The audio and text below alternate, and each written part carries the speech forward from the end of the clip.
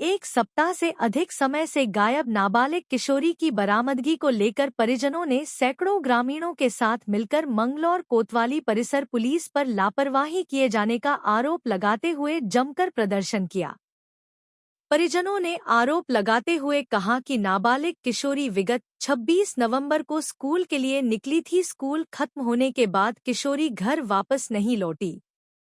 अभी तक पुलिस ने किशोरी की तलाश नहीं किया और पुलिस किशोरी को नहर में डूबकर आत्महत्या किए जाने की बात कह रही है।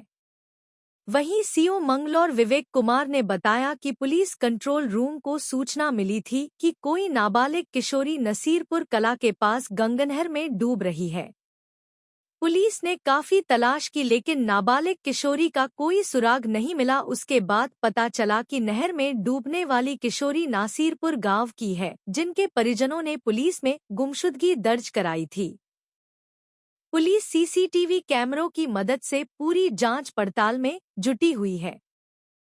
27 तारीख की शाम को 112 के माध्यम से सूचना प्राप्त हुई, जिसमें कुछ लोगों ने एक लड़की को जो डूबते हुए देखा था।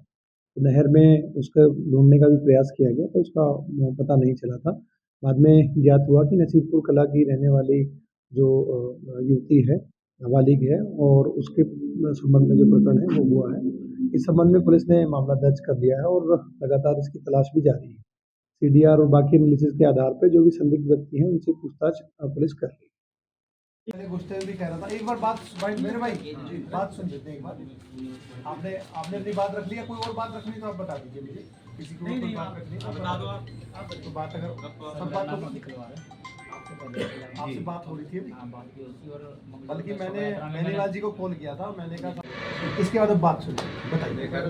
घटना 27 तारीख की बताई जा रही है, पूरी बात आप एक एक करके सारी। और ये बेटी कह रही है हमारी कि जब ये स्कूल गई पहले भी बताऊंगी करती थी। उस लड़के थे 26 तारीख को भी हुई थी और 27 तारीख को वो उसके साथ गई थी।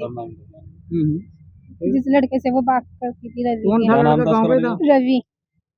कहाँ का रहने वाला था? मंडावली का। अच्छा, फिर वो कहता था कि तुझे अपनी मम्मी से मिला के लाऊंगा। अच्छा, तब से लापता थी?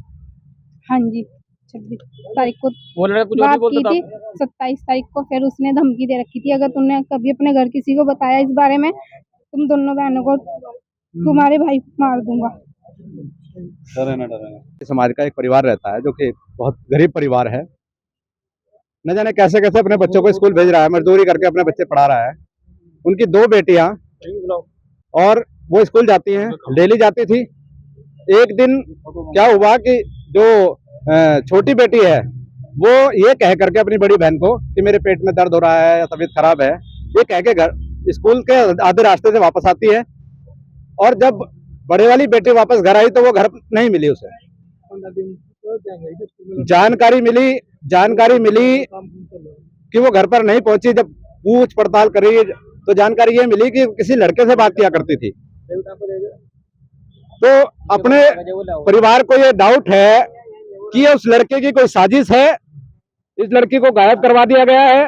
अफवाह फैलाई जा रही है कि उसने सुसाइड कर लिया, जबकि सुसाइड का कोई पुख्ता प्रमाण नजर नहीं आता, क्योंकि बेटी किसी प्रकार से मानसिक रूप से आहत नहीं थी, किसी प्रकार की उसकी एक्टिविटी ऐसी नहीं थी जिससे कि वो दुखी नजर आ रही हो। तो यहाँ पर पुलिस प्रशासन का पूरा झोल नजर आ रहा है। पूरी तरह से पुलिस प्रशासन की नाकामी नजर आ रही है कि अपने बच्चों की सुरक्षा पुलिस प्रशासन नहीं कर पा रही है, बेटियों की सुरक्षा नहीं कर पा रही है। जबकि बेटी बचाओ बेटी पढ़ाओ का अभियान सरकार देती है, नारा देती है। आज पुलिस प्रशासन मित्र पुलिस का जो है चेहरा बड़ा संदिग्ध परिस्थितियों में सामने आ रहा है। किस तरह की कार्रवाई चाहते हैं? पॉक्सो एक्ट में मुकदमा दर्ज होना चाहिए। बिल्कुल पॉक्सो एक्ट में मुकदमा दर्ज होना चाहिए। जानकारी तो लगे कम से कम कि बच्चा है कहाँ हमारा। अब पुलिस जो तहरीर दी गई है उसी कहानी को दोबारा से रिपीट कर रही है कि बच्चे माँ बाप को क्योंकि आप देख रहे हैं चेहरे से जो बोल भी नहीं पा रहे, वो क्या कार्रवाई कर पाएंगे। आज समाज के लोग इकट्ठा हुए हैं, इस पर सख्त से सख्त कार्रवाई चाहते हैं और जिन पुलिस अधिकारियों ने लापरवाही की है उन पर भी कार्रवाई होनी बहुत जरूरी है।